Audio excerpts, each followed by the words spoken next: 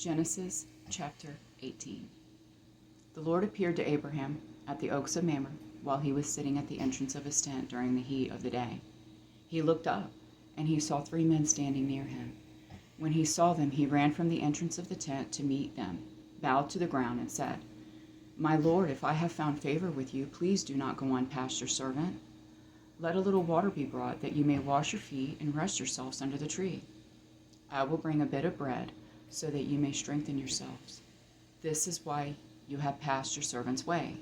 Later you can continue on."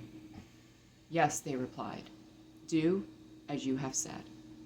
So Abraham hurried into the tent and said to Sarah, "Quick, knead 3 measures of fine flour and make bread." Abraham ran to the herd and got a tender, choice calf. He gave it to a young man who hurried to prepare it. Then Abraham took curds and milk, as well as the calf that he had prepared, and set them before the men. He served them as they ate under the tree. "Where is your wife Sarah?" they asked him. "There in the tent," he answered. The Lord said, "I will certainly come back to you in about a year's time, and your wife Sarah will have a son." Now Sarah was listening at the entrance of the tent behind him. Abraham and Sarah were old and getting on in years. Sarah had passed the age of childbearing, so she laughed to herself, "After I am worn out and my Lord is old, will I have delight?" But the Lord asked Abraham, "Why did Sarah laugh, saying, 'Can I really have a baby when I'm old? Is anything impossible for the Lord?'" Whew. "At the appointed time, I will come back to you, and in about a year she will have a son." Sarah denied it. "I did not laugh," she said, because she was afraid. But he replied, "No, you did laugh."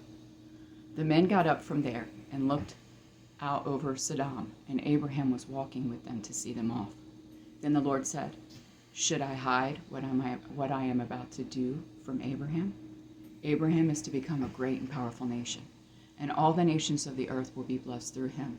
For I have chosen him, so that he will command his children and his house after him to keep the way of the Lord by doing what is right and just. This is how the Lord will fulfill to Abraham what he promised him." Then the Lord said, "The outcry against Sodom and Gomorrah is immense, and their sin is extremely serious. I will go down to see if what they have done justifies the cry that has come up to me. If not, I will find out." The men turned from there and went towards Sodom, where Abraham remained standing before the Lord. Abraham stepped forward and said, "Will you really sweep away the righteous with the wicked? What if there are 50 righteous people in the city? Will you really sweep it away instead of sparing the place for the sake of the 50 righteous people who are in it? You could not possibly do such a thing, to kill the righteous with the wicked, treating the righteous and the wicked alike. You could not possibly do that. Won't the judge of the whole earth do what is just?" The Lord said, "If I find 50 righteous people in the city of Sodom, I will spare the whole place for their sake." Then Abraham answered, "Since I have ventured to speak to my Lord, even though I am dust and ashes, suppose the 50 righteous lack 5. Will you destroy the whole city for the lack of 5? He replied, "I will not destroy it, if I find 45 there." Then he spoke to him again, "Suppose 40 are found there." He answered, "I will not do it on account of 40.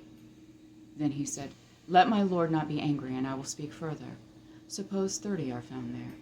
He answered, "I will not do it if I find 30 there."